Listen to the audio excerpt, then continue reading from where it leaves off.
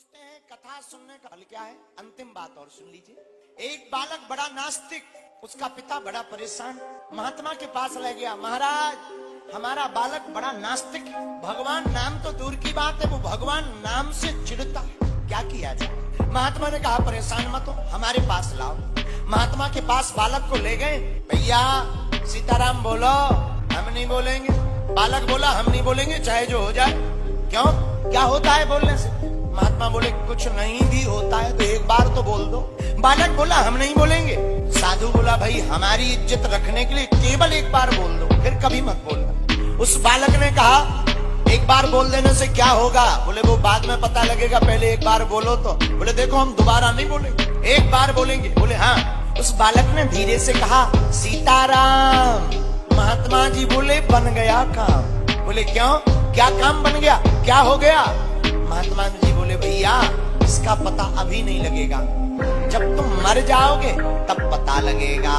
वो बालक से कहा सुनो, तुमने एक बार सीताराम कहा है और ध्यान रखना मरने के बाद कोई तुमसे पूछे कि बताओ एक बार सीताराम बोलने का क्या फल चाहिए, तो तुम कहना जो उचित हो, जो इसका फल हो वो दे दीजिए। बालक बोला ठीक है। समय की बात है कि वो बालक मर गया।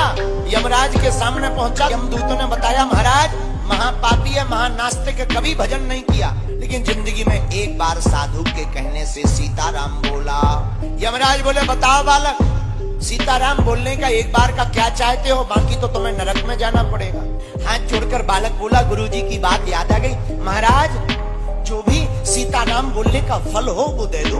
अब तो यमराज भी चक्कर में पड़ गए कि आखिर एक बार सीताराम बोलने का फल है क्या, ये तो बही खाता में हमारे भी नहीं लिखा।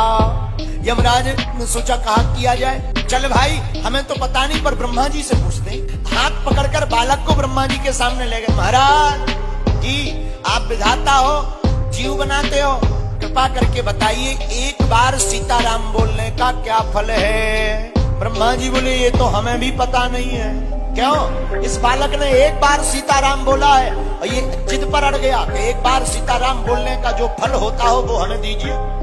ये पता नहीं चल रहा फल क्या। तो ब्रह्मा जी बोले देखो भाई हम भी नहीं जानते इसका फल, लेकिन भगवान शंकर इसका फल जरूर जानते। क्यों? क्योंकि वो दिन ना रात राम राम राम राम कहते रहते हैं। शंकर जी के पास ब्रह्मा जी लेकर गए उस बालक को। बालक बोला महाराज एक बार सीताराम बोलने का फल क्या होता है बताइए। शंकर जी बोले क्या लंबी आफत है। तब ब्रह्मा जी ने पूरी कहानी बताई कि ये महानास्तिक है, जिंदगी भर पाप किया, हमेशा झूठ बोला, अत्याचार किया, बस धोखे से एक बार सीताराम कह लिया। उसी बात पे ये अड़ के बैठा है कि एक बार सीताराम बोलने का जो फल होता हो दे दीजिए। शंकर जी बोले देखो भाई हम राम राम तो करते हैं, पर हमें भी पता नहीं है कि फल क्या है। तो किसे फल पता होगा? बोले जिसका नाम है उसी को पता होगा। एक बात बोले भैया, राम जी से बड़ा राम का नाम है। वो बालक भगवान विष्णु के सामने पहुंचा। यमराज पहुंचे, शंकर जी गए, ब्रह्मा जी गए। ब्रह्मा जी ने पूरी कहानी भगवान विष्णु को बताई। महाराज एक बार सीताराम बोलने का फल क्या होता है इस बालक को दे दीजिए। विष्णु भगवान बोले वैसे तो तराजू पर तौलकर आज तक हमने फल देखा नहीं कि सीताराम एक बार बोलने का फल क्या है, लेकिन एक बात बोले क्या?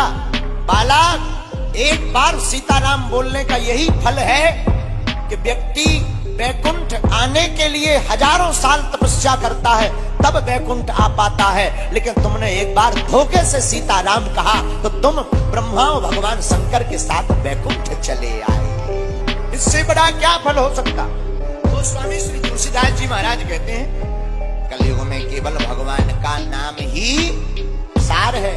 जो राम नाम का जप करता है, जो राम नाम कहता है, भैया वो धोखे से कहे, जानबूझकर कहे या जबरदस्ती कहे, जैसे जहर को कोई धोखे से पिए, जानबूझकर पिए, पर जहर का काम मारना है, उसी प्रकार जो राम का नाम धोखे से ले, जानबूझकर ले, राम नाम का काम तारना है, ये तार करके ही मान